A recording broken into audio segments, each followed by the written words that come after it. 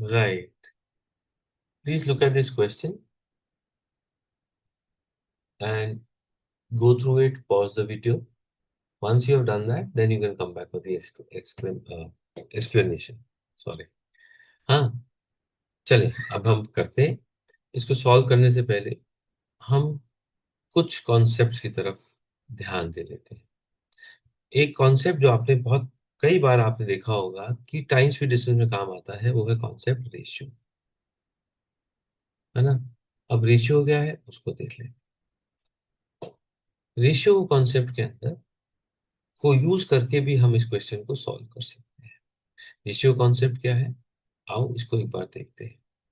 यहाँ पे ए और बी की स्पीड का रेशियो दिया हुआ है। तो एस्केलेटर में जब चलते हैं वो 3:2 की स्पीड से चलते हैं। ठीक है, ये हमारे को दिया है। इसका मतलब जितनी देर में ए 3 चलेगा, बी उतनी देर में 2 चलेगा। ठीक है, जितनी देर में ए ने 9 चले, बी ने 6 चले। और उस तरीके से हम सारे रेशियोज को निकाल सकते हैं। इससे हमें क्या पता लगता है, हमें ये पता लगता है स्टेप 1, ध्यान से time taken for A to reach the top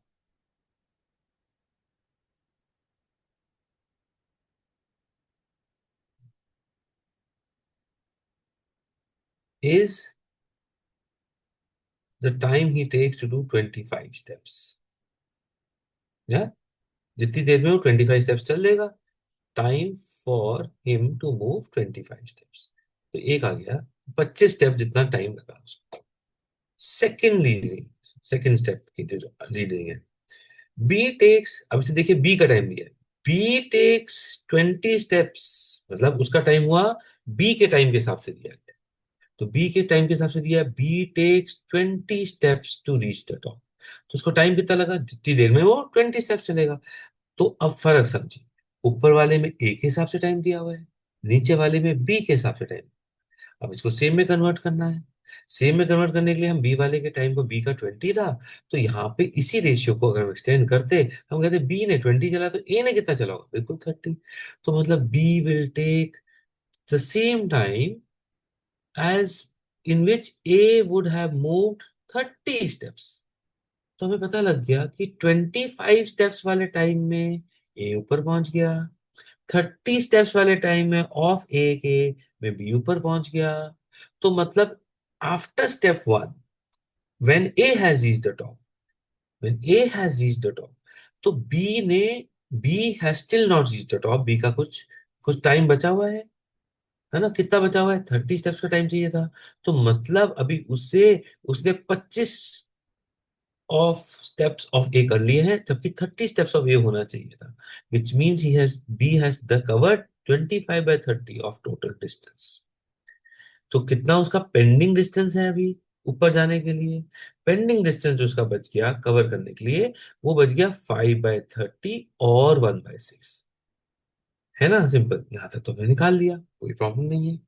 अब ये डिस्टेंस निकाल सकते हैं, बिल्कुल निकाल सकते हैं। कैसे, कि भाई एस्केलेटर पे कहानी चालू हुई थी। ठीक है, तो एस्केलेटर पे जब जब ए ऐसे से करते करते करते करते ए टॉप पे पहुंच गया, तो जिस स्टेप से वो चालू किया था उन्होंने, ए ने उस स्टेप से 25 स्टेप चले थे, तो बी ने वहां से उसके 2/3 चले होंगे। तो बाकी जो उनमें डिस्टेंस जो बी का कवर करने के लिए रह गया, which was 1/6 of the distance, was nothing but 1/3 of 25। तो 1/6 of the distance 1/3 of 20। तो फुल डिस्टेंस क्या होगा, वो 6 टाइम्स ऑफ 1/3 ऑफ 25 होगा। तो हम इसको काट देते हैं, और यहां से काटने के बाद यहाँ पे आ जाएगा 2, और ये बन जाएगा 50। तो मतलब टोटल डिस्टेंस 50 स्टेप्स होगा। तो रेशियो का concept can be sometimes use beautifully in the escalator question. I hope you understood this. Thank you.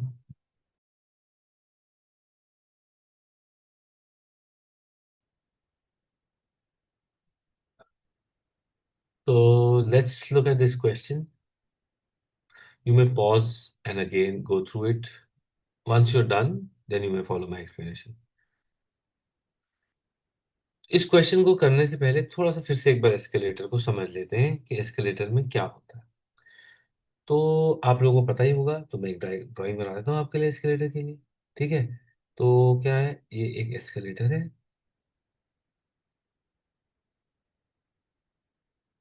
And so सो, ठीक है, ऐसे ऐसे ऐसे ऐसे। और ये ऐसे जाके एस्केलेटर यहाँ पे खत्म हो गया, और ये हमारा एस्केलेटर बन गया। और ये एस्केलेटर ना ऐसे ऊपर जा रहा है। तो अज्यूम करते हैं कि इस एस्केलेटर में जब भी कोई इंसान चलेगा, वो जिस भी स्टेप पे चलेगा, वो मैंने मान लिया कि यहाँ से पर्सन ने चलना चालू किया इस वाले स्टेप से, तो मैं इस स्टेप पे एक एक्स बना देता हूँ। ठीक है। तो मैंने इस स्टेप पे क्या किया, एक्स बना दिया, उस पे एक गोलाई बना दिया। ठीक है। After some time what will happen, अब देखिए एस्केलेटर तो ऊपर जा रहा है, तो क्या होगा थोड़े टाइम के बाद, जब हम इस एस्केलेटर को फिर से स्टडी करेंगे, ऐसे ऐसे ऐसे ऐसे ऐसे, ये एस्केलेटर है फिर से, और dot dot dot dot dot, ऊपर तक ये एस्केलेटर है ना। तो आफ्टर सम टाइम क्या हुआ होगा, ये जो आपने एक्स बनाया था, ये भी थोड़ा ऊपर मूव कर गया होगा। मतलब ऐसे ही होता है ना, आप इसको अगर आप कोरिलेट करना चाहें तो आपको बताता हूँ। अब जब कोविड हुआ था, तो मॉल्स में एस्केलेटर के बीच में उन्होंने क्रॉस लगा दिए थे, ये कहते हुए कि ये इन स्टेप्स पे मत खड़े हुई है, और ग्रीन टिक्स लगा दिए थे उन स्टेप्स पे जिसपे कोई खड़ा हो सकता है, सो दैट डिस्टेंस मेंटेन रहे। तो आप देखते होंगे कि थोड़े टाइम के बाद वो क्रॉस भी ऊपर चले गए, वो टिक्स भी ऊपर चले गए। उसी तरीके से यहाँ पे भी वो क्रॉस ऊपर जा रहा है ना। तो अगर एस्केलेटर जो जा रहा है ऊपर, जब एस्केलेटर ऊपर मूव कर रहा है, तो हम ये कह सकते थे कि इतना वाला इतना पार्ट एस्केलेटर ने ऊपर मूव कर लिया। मेक सेंस ना। अच्छा, अगर आदमी जो पहले खड़ा हुआ था, अगर वो नहीं मूव कर रहा होता, तो वो क्रॉस पे खड़ा रहता। जैसे आप एस्केलेटर के एक स्टेप पे खड़े हो गए, आपने चलना चालू नहीं किया, आप वहीं खड़े रहे, तो एस्केलेटर अपनी मूवमेंट से ही आपको ऊपर ले जाएगा। तो एक तो केस होता है कि आदमी नहीं चल रहा है। लेकिन सपोज करते हैं अगर आदमी चल रहा होता, तो वो भी अपने कुछ एक्स स्टेप्स लेके, कुछ जैसे एन स्टेप्स लेके, एक्स नहीं कहता, वो थोड़ा ऊपर आ गया होता।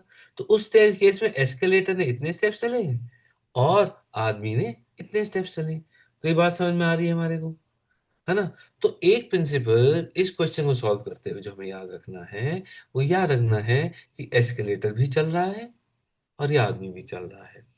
दूसरा प्रिंसिपल जो आपको इस केस में जो याद रखना है, वो ये याद रखना है कि अगर दो अलग आदमी हैं, और उनका कुछ रेशियो ऑफ मूवमेंट दिया हुआ है, तो जितने स्टेप्स एक आदमी ने चले, अगर दूसरे बंदे ने उससे कम स्टेप्स चले हैं, तो रेशियो हमेशा मेंटेन रहेगा। ठीक है। वो रेशियो हमेशा मेंटेन रहेगा, मतलब जैसे, तो अब ये बातें अगर हमारे को समझ में आ गई, मतलब एक बार मैं फिर से रेशियो वाली बात क्लियर कर देता हूँ। अगर एक गाड़ी या कोई भी ऑब्जेक्ट दो की और दूसरे ऑब्जेक्ट्स के साथ उसकी स्पीड का रेशियो या मूवमेंट का रेशियो 2:3 है, तो मैं कह सकता हूं कि जब फास्टर वाले ने 30 चले होंगे, तो स्लोअर वाले ने 20 चले होंगे। जब फास्टर वाले ने 9 चले होंगे, तो स्मॉलर वाले ने 6 चले, स्लोअर वाले ने 6 चले होंगे। ये हमेशा मेंटेन रहेगा। इन दो प्रिंसिपल्स के यूज से हम कोशिश करेंगे कि अब इस सवाल को हम सॉल्व कर सकें। तो इस सवाल को एनालिटिकली ही सॉल्व करना है, और तो कुछ समझना नहीं है। तो एक बार इसको एनालिसिस करते हैं। इसमें पहले तो पढ़ते हैं क्या, एक एस्केलेटर दिया है, एक एस्केलेटर दिया है, और वो एस्केलेटर में हमें ये बोला है कि एस्केलेटर जो है ऊपर मूव कर रहा है। क्या मूव कर रहा है, ऊपर मूव कर रहा है। तो ये यहाँ पे लिखा moving and at a constant speed. ठीक है, वो तो हम नॉर्मली अज्यूम करके भी चलते हैं, यहाँ पे अच्छा किया, एक्सप्लेन कर दिया गया। दूसरी लाइन में दिया है A takes 3 steps for every 2 of B steps. तो मतलब हमारे को स्पीड बता दी गई, ए 3 की स्पीड से चलता है, और बी जो है 2 की स्पीड से चलता है। ठीक है, तो ये भी हमें बता दिया गया, तो ये भी बात बिल्कुल क्लियर हो गई। अब देखिए क्या गया, A gets to the top of the escalator after having taken 25 steps. Now let us visualise what has happened. So we go back to our escalator. I said this is where they started, both A and B started here. After some time, and how much is that time? The time in which A has taken 25 steps. A has taken 25 steps. ठीक है। तो photo कैसे दिखेगी वो देख लेते हैं। क्या होगा, बिल्कुल ऐसे ऐसे ऐसे ऐसे ऐसे, फिर से मैं एस्केलेटर की फोटो बनाता हूँ, dot dot dot dot dot, और ऐसे ऐसे करके मैंने एस्केलेटर का टॉप बना दिया। ए ऊपर आ चुका है। तो पहले हम बनाते हैं एक्स। एक्स तो यहाँ पे था, एक्स थोड़ा सा कहीं पे मूव करके यहाँ पे आ गया होगा, लेट अस से। तो एक्स ये मूव करके, एस्केलेटर मूव करके यहाँ आ गया है। ए कहाँ आ गया है? ए यहां से लेके यहां तक आ गया है। तो ये तो एक्स तो एस्केलेटर चला, ए ने कितने स्टेप्स चले? ऑब्वियसली मूवमेंट, मैं दूसरे कलर में आपको दिखाता हूं, आप समझ जाएंगे। ये वाली पार्ट जो है वो ए की मूवमेंट है, ये वाली पार्ट ए की मूवमेंट है। और ये कितनी बताई गई है हमारे को? 25 स्टेप्स। यस, बिल्कुल ठीक है ना ये बात, बिल्कुल 25। अच्छा ये बताओ, इस बीच में बी कहाँ पे था? अब बी भी तो साथ में ही चला था ना, बी भी तो साथ में ही चला था।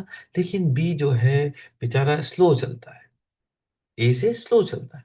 तो ए ने 25 स्टेप्स लिए, तो बी कहीं पीछे रह गया होगा ना। बी कितना पीछे रह गया होगा, ये हमें जज करना है। क्या उसका रेशियो में दिया गया है? हाँ बिल्कुल दिया गया है, यहाँ देखिए। तो मतलब ध्यान से देखते हैं, बी ने कितना किया? बी ने उस समय चले होंगे 2/3। For every 3 steps of A B takes 2 steps. ठीक है ना? तो अगर थ्री, मतलब इसने 3 स्टेप्स लिए होते तो उसने 2 लिए होते। लेकिन तो मतलब 2/3 स्टेप्स लेता, तो उसने चले होते 25 का 2/3। Yes no? बिल्कुल सही, 25 का 2/3 इसने लिया होता। अगर 25 का 2/3 लिया होता, तो इन दोनों के बीच में गैप कितना हो जाता? ये हो जाता 25 का 1/3। ये कैसे आया? ये टोटल ब्लू वाला 25 है, उसमें से बी का मैंने 25 2/3 माइनस कर दिया, 2/3 माइनस हो गया उसका, है ना? तो कॉमन ले लूंगा बाहर 25, तो 1 - 1/2/3, 1 - 2/3, और ये बात बच जाएगी। तो इतना गैप रह गया। तो अब इतने स्टेप्स बचे हुए हैं, अब इतने स्टेप्स बचे हुए हैं किसके लिए? ये स्टेप्स बचे हैं जो बी को चलने हैं। तो बी इनमें से कुछ और चलेगा। अब ए तो ऊपर पहुंच चुका है, अब बी थोड़ा और चलेगा। बी ने थोड़े स्टेप्स और चले, बी ने थोड़े और स्टेप्स चले। अब बी ने जो स्टेप्स चले थोड़े और, मैं आपको एक कलर में और दिखाता हूँ। तो बी ने थोड़े से स्टेप्स और चले। अब बी ने थोड़े स्टेप्स और कितने चले, ये निकालना है। तो मुझे पता है टोटल मिला के बी जब ऊपर, जब थोड़े स्टेप्स चले और अब बी ऊपर पहुंच गया, तो मतलब बाकी जो है एस्केलेटर ने उसके लिए कवर कर दिया, है ना? बाकी उसके लिए एस्केलेटर ने कवर कर दिया। तो मतलब अब बी ने, जो गैप था ये 25 1/3 स्टेप्स का, जिसमें बी ने पहले से, ठीक है ना, बी ने टोटल स्टेप्स चलने थे 20 स्टेप्स, ये दिया हुआ क्वेश्चन के अंदर, कि बी ने 20 स्टेप्स चलने थे। ए के ऊपर पहुंचते तक बी 25 इंटू 2/3 स्टेप्स चल चुका था, विच इज 50/3। और 50/3 अगर तो आप देखना चाहें, वो आएगा 16 2/3 स्टेप्स। अब बी को टोटल चलने थे 20 स्टेप्स, तो कितने और स्टेप्स चलने पड़ेंगे? 3 1/3। बी को चलने पड़ेंगे 3 1/3। और अगर मैं ये गलत लिखा है यहाँ, मल्टीप्लाई होना चाहिए था, it's not a mix fraction, sorry. अगर मैं ये ध्यान से देखूं, तो ये है 8 1/3। ये क्या है? 8 1/3, है ना? तो ये 8 1/3 का जो गैप हमें भरना है, क्योंकि बी और ए के बीच में जब ए ऊपर पहुंच गया, 8 1/3 का गैप था। उस 8 1/3 के गैप में 3 1/3 का गैप कवर किया बी ने चल के। तो मतलब एस्केलेटर ने कितना कवर किया होगा? तो दिस इज नथिंग बट 10/3, है ना? तो एस्केलेटर ने कितना चला होगा? एस्केलेटर ने बाकी के स्टेप्स एस्केलेटर ने कवर करे होंगे, तो एस्केलेटर चले होंगे 8 1/3 में से माइनस कर दिया 3 1/3 को, कर दिया। तो क्या बच गया? 5। इसका मतलब क्या हुआ? इसका मतलब ये हुआ कि जितनी देर में बी 10/3 स्टेप्स चलता था, एस्केलेटर 5 स्टेप्स चलता। 10/3 स्टेप्स चलता था, एस्केलेटर कितने स्टेप्स चलता था? 5 स्टेप्स चलता। ठीक है? तो अगर, तो इसका हम रेशियो भी निकाल सकते हैं। तो जितनी देर में बी ने 20 स्टेप्स चले होंगे, 20 के लिए क्या किया हमने? इसको किससे मल्टीप्लाई किया हमने? 6 से। तो हम इसको भी 6 से मल्टीप्लाई कर देंगे।